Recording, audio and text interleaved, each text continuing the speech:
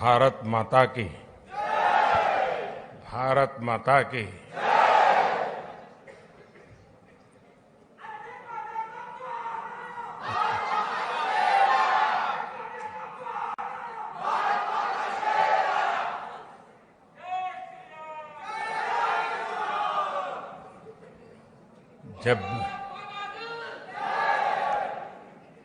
जब भी मैं जापान आता हूं तो मैं हर बार देखता हूं कि आपकी स्नेह वर्षा हर बार बढ़ती ही जाती है।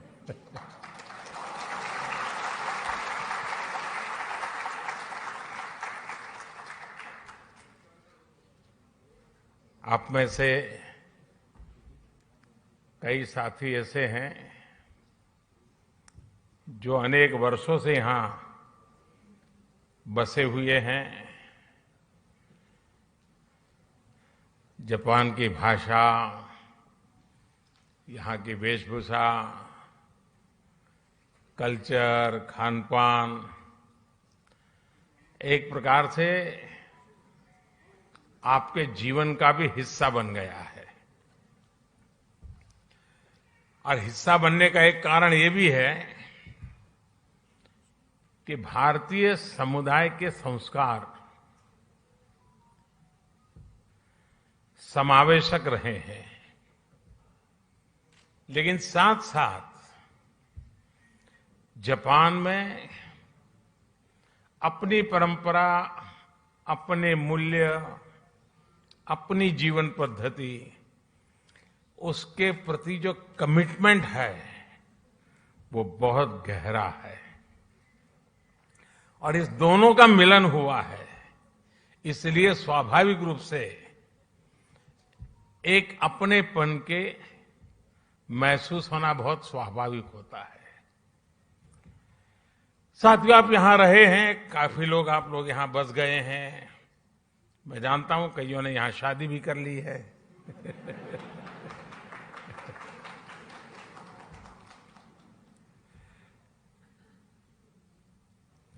लेकिन ये भी सही है कि इतने सालों से यहां जुड़ने के बावजूद भी भारत के प्रति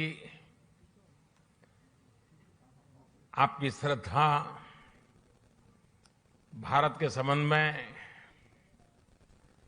जब अच्छी खबरें आती हैं तो आपकी खुशियों का पार नहीं रहता है, होता है ना।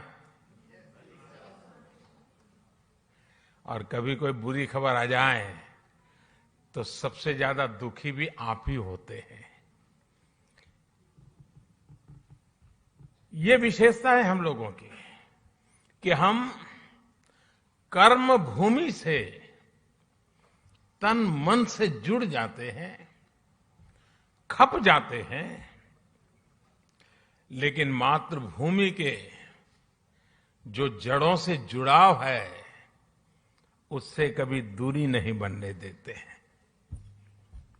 और यही हमारा सबसे बड़ा सामर्थ्य है। साथियों, स्वामी विवेकानंद जी जब अपने ऐतिहासिक संबोधन के लिए शिकागो जा रहे थे तो उससे पहले वो जापान आए थे।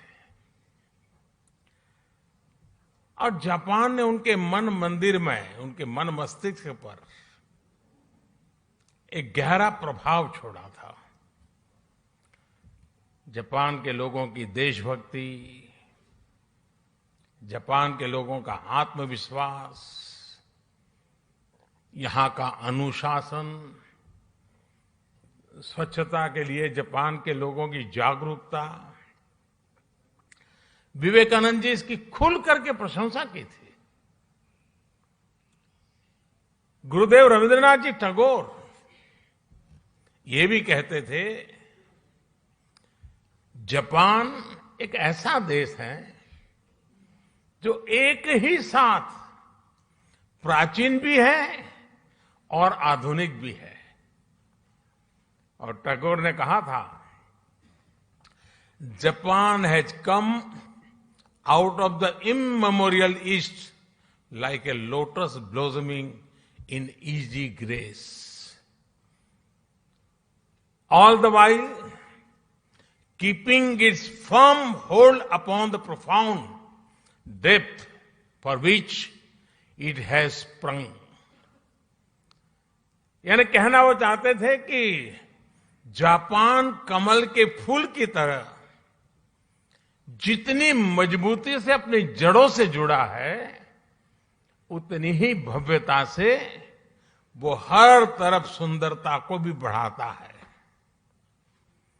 हमारे इन महापुरुषों की ऐसी ही पवित्र भावनाएं जापान के साथ हमारे संबंधों की गहराइयों को स्पष्ट करती हैं। साथियों, इस बार जब मैं जापान आया हूं तो हमारे डिप्लोमेटिक संबंधों को 70 साल होने जा रहे हैं, 7 दशक। साथियों, आप भी यहां रहते हुए अनुभव करते होंगे, हिंदुस्तान में भी हर कोई अनुभव करता है कि भारत और जापान नेचुरल पार्टनर है। भारत के विकास में, भारत की विकास यात्रा में जापान की महत्वपूर्ण भूमिका रही है। जापान से हमारा रिश्ता आत्मीयता का है, अध्यात्म का है। जापान से हमारा रिश्ता सहयोग का है, अपनेपन का है। और इसलिए एक प्रकार से इस रिश्ता हमारा सामर्थ्य का है, ये रिश्ता सम्मान का है, और ये रिश्ता विश्व के लिए साझे संकल्प का भी है। जापान से हमारा रिश्ता बुद्ध का है, बोध का है, ज्ञान का है। हमारे महाकाल है तो जापान में दाइकोकुतेन है। हमारे ब्रह्मा है तो जापान में बोनतेन है। हमारी मां सरस्वती है तो जापान में बेंजाइतेन है। हमारी महादेवी लक्ष्मी है तो जापान में किचिजोतेन है। तो हमारे गणेश हैं तो जापान में कानगीतेन है। जापान में अगर जैन की परंपरा है तो हम ध्यान को, मेडिटेशन को आत्मा से साक्षात्कार का माध्यम मानते हैं। 21वीं सदी में भी भारत और जापान के इन सांस्कृतिक संबंधों को हम पूरी प्रतिबद्धता के साथ आगे बढ़ा रहे हैं। और मैं तो काशी का सांसद हूं और बड़े गर्व से कहना चाहूंगा कि जापान के पूर्व प्रधानमंत्री श्री अबे जब काशी आए थे तब उन्होंने एक बहुत बढ़िया सौगात काशी को दी। काशी में जापान के सहयोग से बना रुद्राक्ष, और जो मेरी कभी कर्मभूमि रही वो अहमदाबाद में जैन गार्डन और काइजन एकेडमी, ये ऐसी बातें हैं जो हमें कितनी निकट लाती हैं। यहां आप सभी जापान में रहते हुए इस ऐतिहासिक बंधन को और मजबूत बना रहे हैं और सशक्त कर रहे हैं। साथियों, आज की दुनिया को भगवान बुद्ध के विचारों पर, उनके बताए रास्ते पर चलने की शायद पहले से ज्यादा जरूरत है। यही रास्ता है जो आज दुनिया की हर चुनौती, चाहे वो हिंसा हो, अराजकता हो, आतंकवाद हो, क्लाइमेट चेंज हो, इन सब से मानवता को बचाने का यही मार्ग है। भारत सौभाग्यशाली है कि उसे भगवान बुद्ध का प्रत्यक्ष आशीर्वाद मिला। उनके विचारों को आत्मसात करते हुए भारत निरंतर मानवता की सेवा कर रहा है। चुनौतियां चाहे किसी भी प्रकार की हो, कितनी बड़ी क्यों न हो, भारत उनका समाधान ढूंढता ही है। कोरोना से दुनिया के सामने जो 100 साल का सबसे बड़ा संकट पैदा हुआ, वो हमारे सामने है। और ये जब शुरू हुआ था, तब किसी को नहीं पता था कि आगे क्या होगा। शुरू में तो ऐसा ही लग रहा था, वहां आया है, यहां क्या है। किसी को पता नहीं था इसको कैसे हैंडल किया जाए, और न वैक्सीन भी नहीं थी, और न इस बात का कोई आइडिया था कि वैक्सीन कब तक आएगी। यहां तक कि इस बात पर भी डाउट था कि वैक्सीन आएगी या नहीं आएगी। चारों तरफ अनिश्चितता का माहौल था। उन परिस्थितियों में भी भारत ने दुनिया के देशों में दवाएं भेजी। जब वैक्सीन्स अवेलेबल हुई तो भारत ने मेड इन इंडिया वैक्सीन्स अपने करोड़ों नागरिकों को भी और दुनिया के 100 से अधिक देशों को भी भेजी।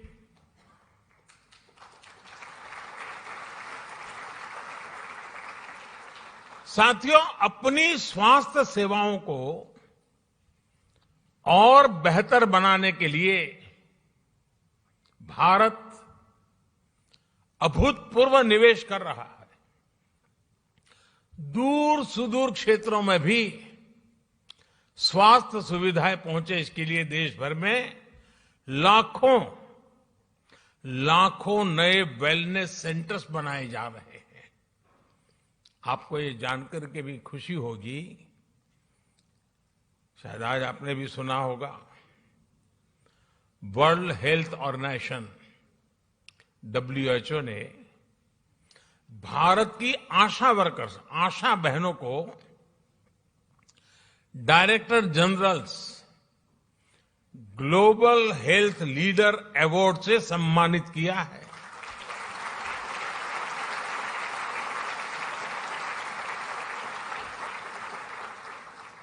भारत की लाखों आशा बहनें मैटरनल केयर से लेकर के वैक्सीनेशन तक, पोषण से लेकर के स्वच्छता तक देश के स्वास्थ्य अभियान को गति दे रही है। और गांव के अंदर मैं आज जापान की धरती से हमारी सभी आशा वर्कर बहनों को हृदय से बहुत बहुत बधाई देता हूं, उनको सैल्यूट करता हूं।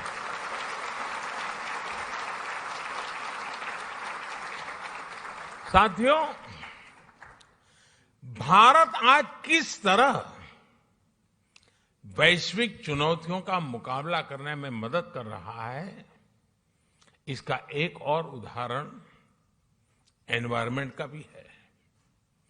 आज क्लाइमेट चेंज विश्व के सामने मौजूद एक महत्वपूर्ण संकट बन गया है।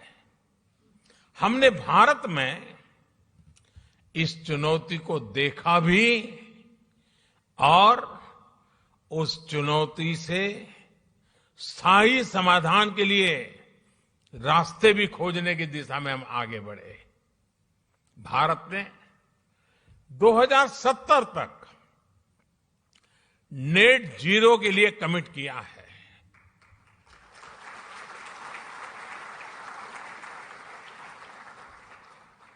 हमने इंटरनेशनल सोलर अलायंस जैसे ग्लोबल इनिशिएटिव का भी नेतृत्व किया। क्लाइमेट चेंज के कारण दुनिया पर नेचुरल डिजास्टर्स का खतरा भी बढ़ गया है।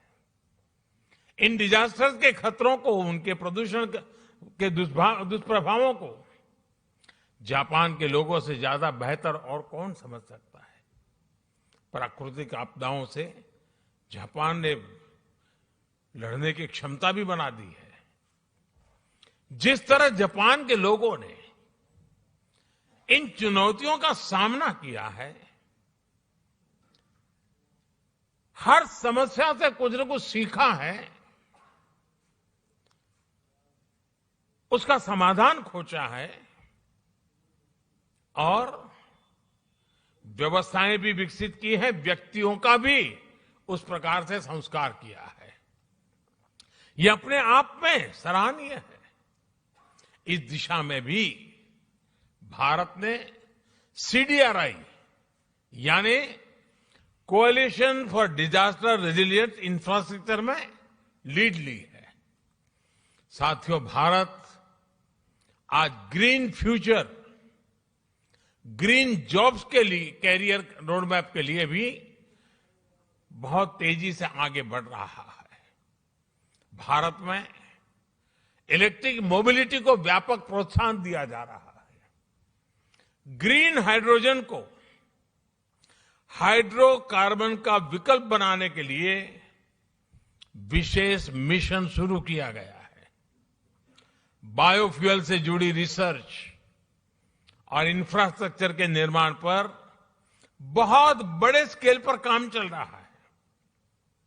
भारत ने इस दशक के अंत तक अपनी टोटल इंस्टॉल्ड पावर कैपेसिटी का 50% नॉन फॉसिल फ्यूल से पूरा करने का संकल्प लिया है।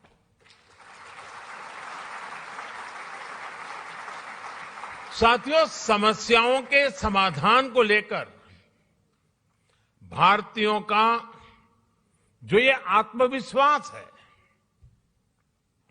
ये आत्मविश्वास आज हर क्षेत्र में,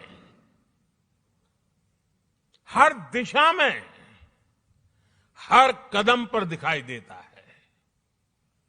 ग्लोबल सप्लाई चेन को जिस प्रकार बीते 2 सालों में नुकसान पहुंचा है, पूरी सप्लाई चेन सवालिया निशान में घिरी हुई है। आज सारी दुनिया के लिए यह अपने आप में एक बहुत बड़ा संकट बना हुआ है। भविष्य में ऐसी स्थिति से बचने के लिए हम आत्मनिर्भरता के संकल्प के साथ आगे बढ़ रहे हैं।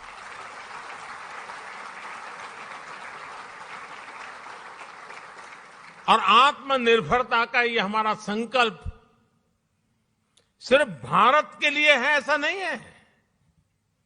ये एक stable, trusted global supply chain के लिए भी बहुत बड़ा इन्वेस्टमेंट है। आज पूरी दुनिया को यह एहसास हो रहा है कि जिस स्पीड और स्केल पर भारत काम कर सकता है वो अभूतपूर्व है। दुनिया को आज ये भी दिख रहा है कि जिस स्केल पर भारत अपनी इंफ्रास्ट्रक्चर और इंस्टीट्यूशनल कैपेसिटी बिल्डिंग उस पर जो जोर दे रहा है यह भी अभूतपूर्व है।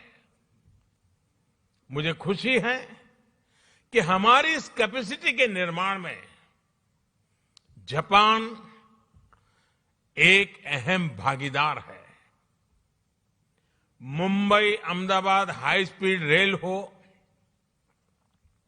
दिल्ली मुंबई इंडस्ट्रियल कॉरिडोर हो, डेडिकेटेड फ्रेट कॉरिडोर हो, ये भारत जापान के सहयोग के बहुत बड़े उदाहरण हैं। साथियों, भारत में हो रहे बदलावों में एक और खास बात है। हमने भारत में एक स्ट्रांग और रेजिलिएंट रिस्पॉन्सिबल डेमोक्रेसी की पहचान बनाई है।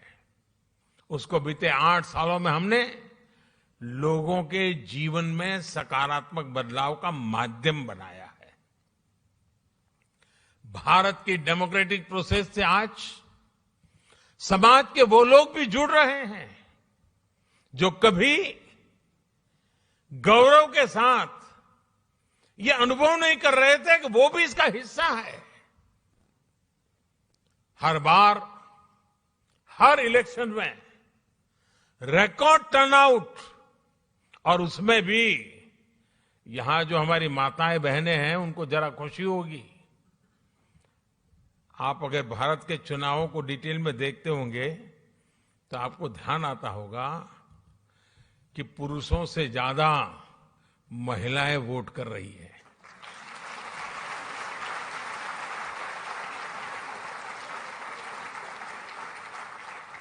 ये इस बात का प्रमाण है कि भारत में डेमोक्रेसी सामान्य से सामान्य नागरिकों के हकों के प्रति कितनी सजग है, कितनी समर्पित है और हर नागरिक को कितना सामर्थ्यवान बनाती है। साथियों, मूल सुविधाओं के साथ साथ हम भारत के एस्पिरेशन को भी नई बुलंदी दे रहे हैं, नया आयाम दे रहे हैं। भारत में इंक्लूसिवनेस का, लीकेज प्रूफ गवर्नेंस का, यानी एक ऐसी डिलीवरी व्यवस्था, टेक्नोलॉजी का भरपूर उपयोग करते हुए एक ऐसे मैकेनिज्म को विस्तार किया जा रहा है ताकि जो जिस चीज का हकदार है वो बिना मुसीबतें, बिना कोई सिफारिश को, बिना कोई करप्शन किए अपने हक को प्राप्त कर सकता है, और उसमें हम पूरी ताकत से जुटे हुए हैं।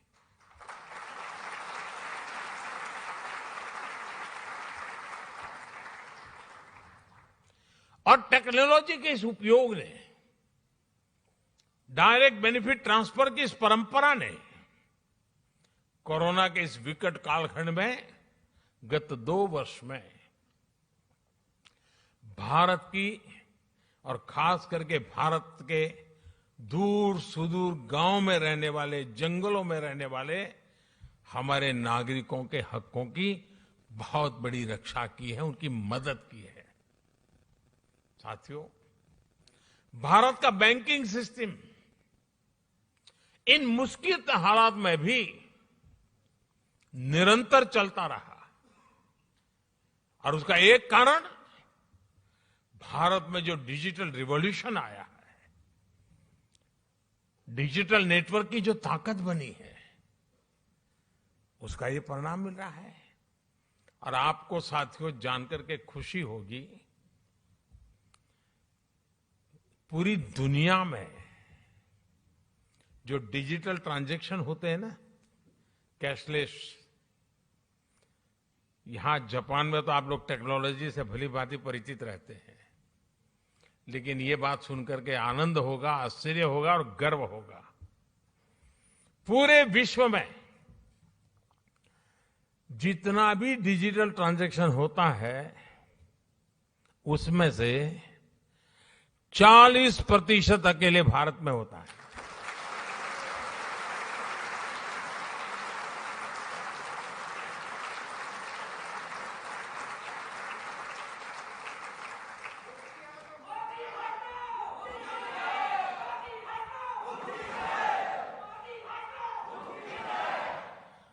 कोरोना के शुरुआती दिनों में जब सब बंद था,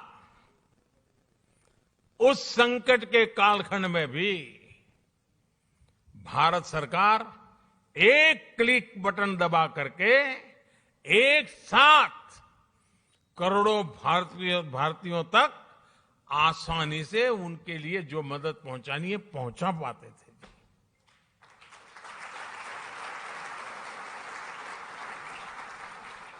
और जिसके लिए मदद तय थी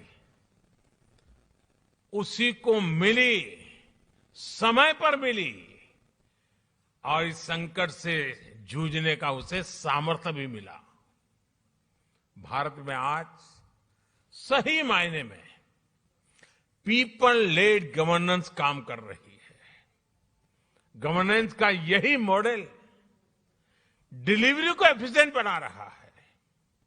यही डेमोक्रेसी पर निरंतर मजबूत होते विश्वास का सबसे बड़ा कारण है। साथियों, आज जब भारत आजादी के 75 साल मना रहा है, आजादी का अमृत महोत्सव मना रहा है, तो वो आने वाले 25 साल यानी आजादी के 100वें वर्ष तक हिंदुस्तान को हमें कहां पहुंचाना है, किस ऊंचाई को प्राप्त करना है, विश्व में हमारे झंडा कहां कहां कैसे कैसे गाड़ना है, आज हिंदुस्तान उस रोड मैप तैयार करने पर लगा हुआ है।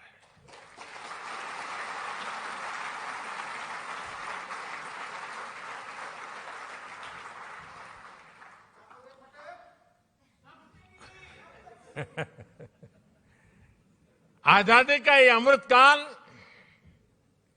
भारत की समृद्धि का, संपन्नता का एक बुलंद इतिहास लिखने वाला है। दोस्तों, मैं जानता हूं कि ये जो संकल्प हमने लिए हैं, ये संकल्प में आप पे बहुत बड़े हैं, लेकिन साथियों, मेरा जो लालन पालन हुआ है, मुझे जो संस्कार मिले हैं, जिन जिन लोगों ने मुझे गढ़ा है, उसके कारण मेरी भी एक आदत बन गई है। मुझे मक्खन पर लकीर करने में मजा नहीं आता है, मैं पत्थर पर लकीर करता हूं।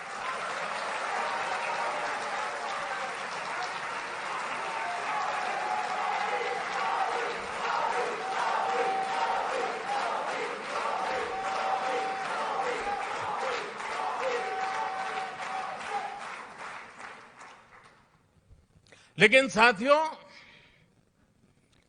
सवाल मोदी का नहीं है। आज हिंदुस्तान से 130 करोड़ लोग, और मैं जापान में बैठे हुए लोगों के भी आंखों में वही देख रहा हूं, आत्मविश्वास।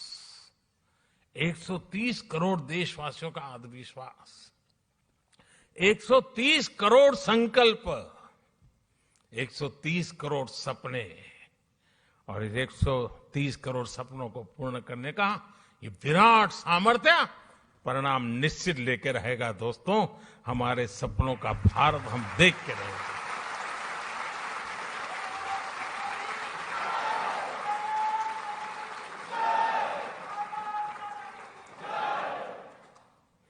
आज भारत अपनी सभ्यता, अपनी संस्कृति, अपनी संस्थाओं के, अपने खोए हुए विश्वास को फिर से हासिल कर रहा है। दुनिया भर में कोई भी भारतीय आज सीना तान करके, आंख में आंख मिला करके हिंदुस्तान की बात बड़े गर्व से कर रहा है। ये परिवर्तन आया है।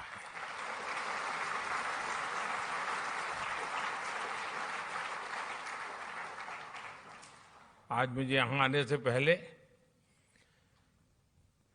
भारत की महानताओं से प्रभावित कुछ लोग जो अपना जीवन खपा रहे हैं, ऐसे लोगों के दर्शन करने का मुझे मौका मिला, और बड़े गर्व से वो कह रहे थे योग की बातें। वो योग को समर्पित है।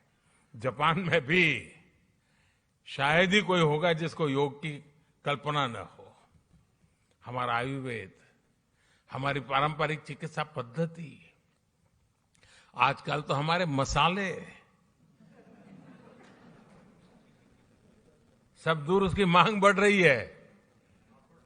लोग हमारी हल्दी मंगवा रहे हैं।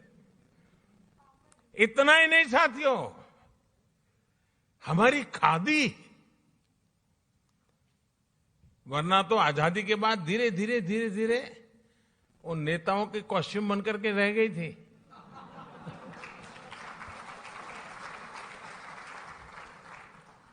आज उसका आज पुनर्जीवन हो गया है। खादी ग्लोबल बन रही है जी। यही तो भारत की बदलती हुई तस्वीर है दोस्तों।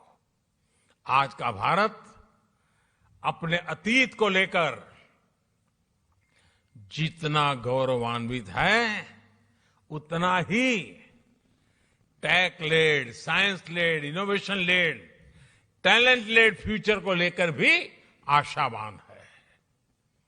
जापान से प्रभावित होकर स्वामी विवेकानंद जी ने एक बार कहा था कि हम भारतीय नौजवानों को अपने जीवन में कम से कम एक बार जापान की यात्रा जरूर करनी चाहिए।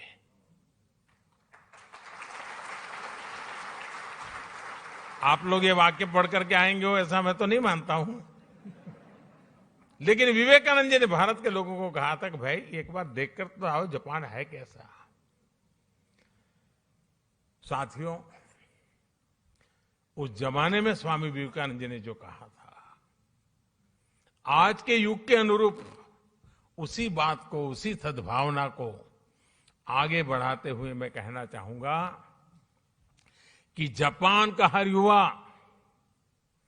अपने जीवन में कम से कम एक बार भारत की यात्रा करे।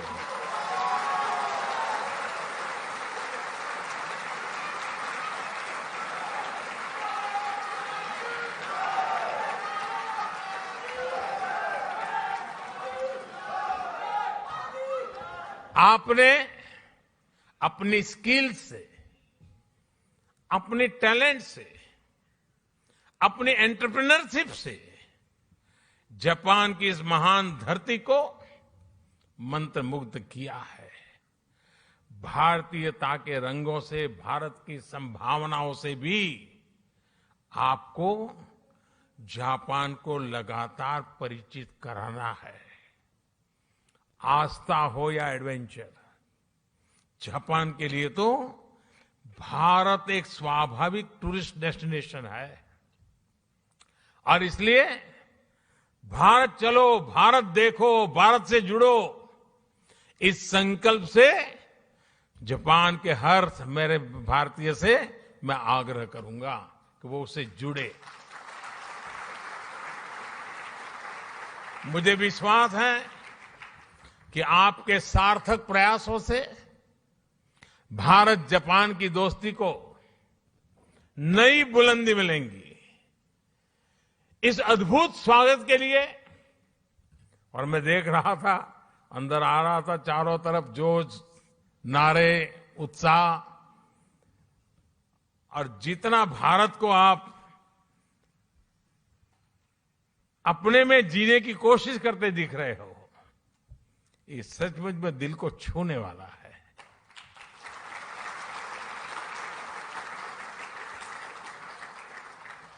आपका ये प्यार, ये स्नेह हमेशा बना रहे।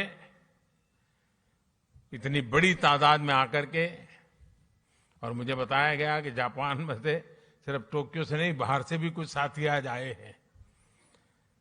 पहले मैं आया करता था, इस बार नहीं आ पाया तो आप भी आ गए। लेकिन मुझे अच्छा लगा, आप सबके दर्शन करने का अवसर मिला। मैं फिर एक बार आप सबका बहुत बहुत धन्यवाद करता हूं, हृदय से आभार व्यक्त करता हूं। भारत माता की, भारत माता की, भारत माता की बहुत बहुत धन्यवाद।